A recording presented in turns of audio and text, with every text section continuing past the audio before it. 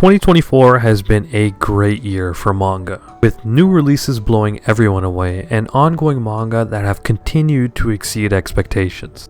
With the likes of JJK, One Piece, and My Hero still holding, there have been a few newcomers that have stolen some of the limelight, or have now finally gained some sort of traction. Today I'd like to talk about some manga everyone should be reading in 2024 regardless of genre. We got a good mix here for everyone. And if you don't know already, my name is Aaron Ace and let's get right into it.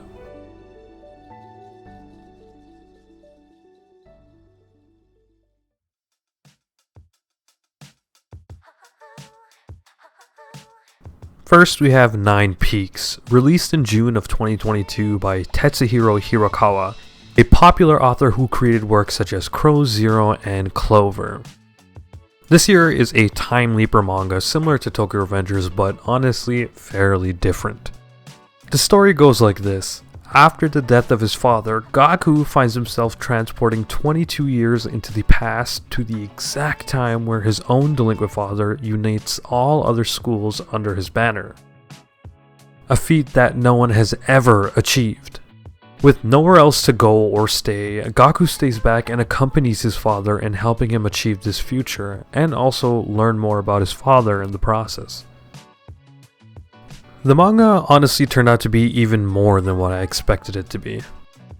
It has all the hard-hitting delinquent fights and politics that you would expect from a delinquent manga, or to be specific, a Tetsuhiro Hirokawa delinquent manga, with the addition of an immaculate art style and a really riveting story. Honestly, the cool part is seeing through flashbacks how the present day and past differ by so much, and how Gaku has personally changed the trajectory of him and his father's future. The most beautiful part is seeing how close he gets to his father, something he felt he didn't really have in his past life. Being able to see how Gaku's impact has changed how his father looks at a lot of these relationships, as well as other family members of Gaku. There have been only over 70 chapters released, but I honestly couldn't recommend it more.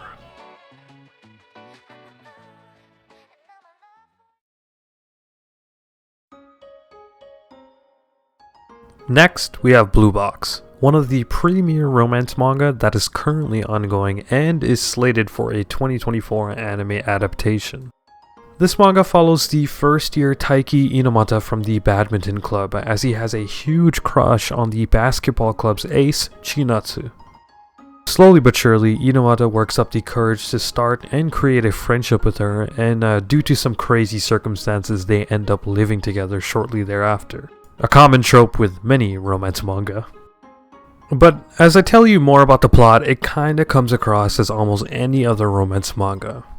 But I think there's something special that the series has when it comes to the sports that each main character plays.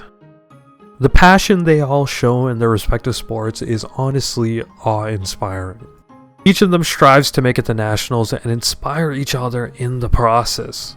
It's apparent that the author Koji Miura appreciates both these sports a great deal, which is badminton and basketball, through his attention to detail through a lot of the specific shots. These frames bleed through the pages and just gets you so invested. In some chapters, the sports almost take a back seat to the romance. But there's still plenty of romance, and honestly, reading this manga will have you kicking your feet more than once.